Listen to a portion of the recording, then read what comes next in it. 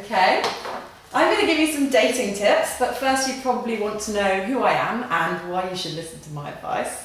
Well, 8 years ago, I was single and dating quite badly, actually, and I decided to set up a dating service that I would like. 6 years later, it had become the biggest matchmaking agency in the UK. So over those years, I personally interviewed thousands of singles and asked them what they were looking for in a partner. And then I matched them, and then I heard feedback from both sides after the date. So I like to think I have an idea about what men and women are thinking when it comes to dating. And also, I've just released this book, It's Got to Be Perfect, the memoirs of a modern day matchmaker. It took me 3 years to write, so I've spent the last 3 years really thinking about the modern day dating world. One where most of us are searching for our soulmate, yet a lot of us aren't finding it as easy and effortless as we had hoped. So I'm going to be direct, so if you're easily offended, then I suggest you don't listen. There's 4 stages of dating. I put it down to 4 stages, and it can go wrong, and often does, at any of these points. The first stage is before we date, before we even think about dating. Why? Why are we dating? What is the reason? I mean, it sounds like quite an obvious question, but unless we're really looking for our soulmate to live happily ever after, then we probably shouldn't be dating. There are other reasons people might be dating.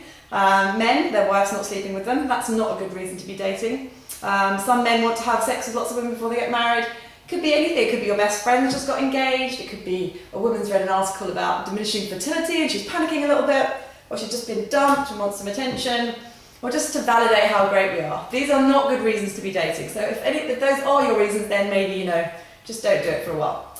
The next thing before we date, we need to define what we're looking for and then question it. Because does he really have to be 6'2"? Is it really important how much money he earns? And why is it important? You need to think about these things before you start looking for potentially the wrong person. And does she have to be size 8 with double Ds? Think carefully about the qualities you're looking for in a partner.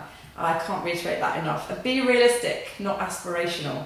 Unless you're a supermodel with a PhD, should you really be going after a hedge fund manager who looks like Hugh Jackman?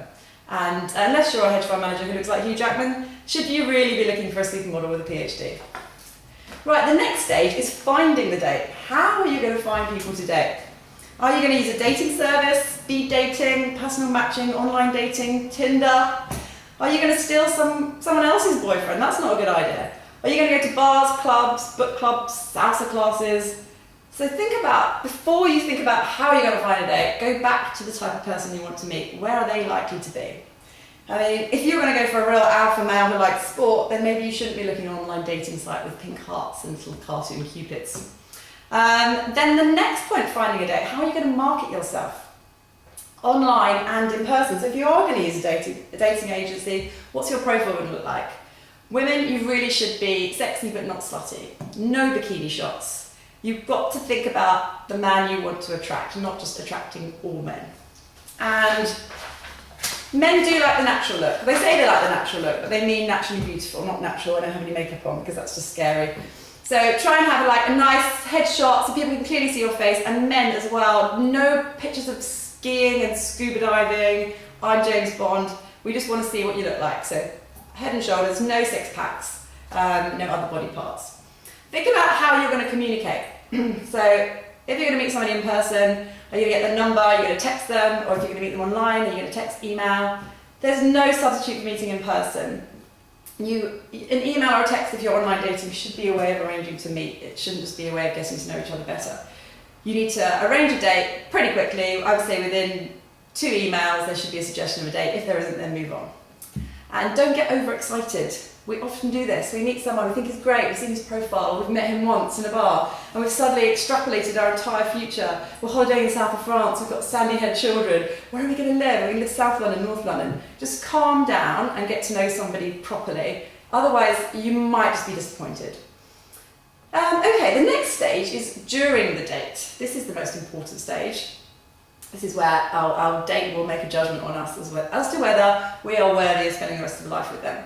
So how you present yourself is important. It's not just physically, it's how you present yourself, how you act and what you say, and how you behave. So try and be yourself. There's no point selling yourself as somebody you're not, but not in a sort of tracksuit bottoms, picking your nose, take me as I am kind of way. You've got to make a bit of an effort. And women, again, dress sexy but not slutty, so that means cleavage or legs, not cleavage and legs.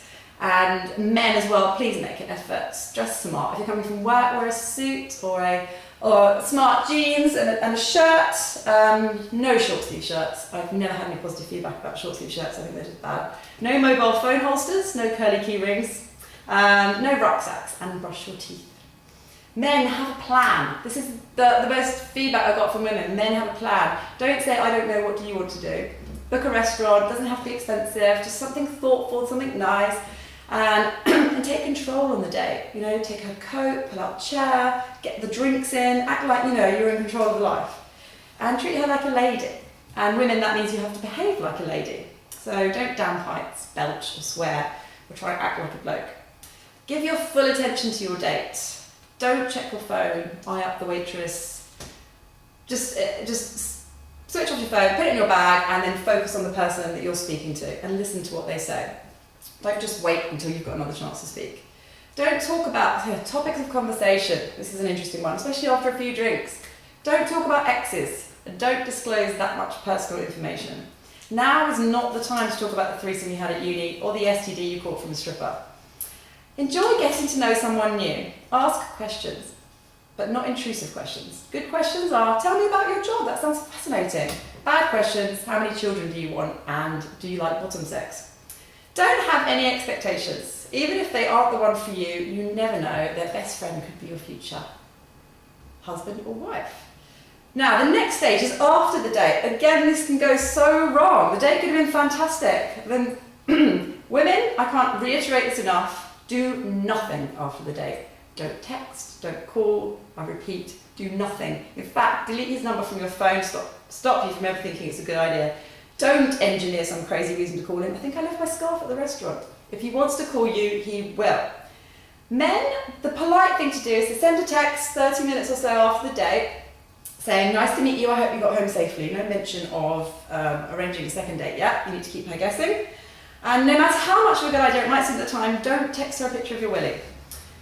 The next thing after the date, you've got to remember to trust your gut instincts. We can all look back on our past relationships and realise we've picked a wrong one. But we wanted it to work so much that we ignored the warning signs. So trust your gut instinct. And another really important point as well is don't take rejection personally. I know it's much easier to say than it is to do, but it's all about the other person. If they don't want to date you, it's nothing about you. And try not to extrapolate future happiness from an idea of somebody. If they don't want to see you again, and don't try to persuade them otherwise. They have their reasons. And finally, and this is the most important one, never give up. We've all had our hearts broken and we've all been on bad dates, but the world would be a sad place without love. So good luck, I'm rooting for you.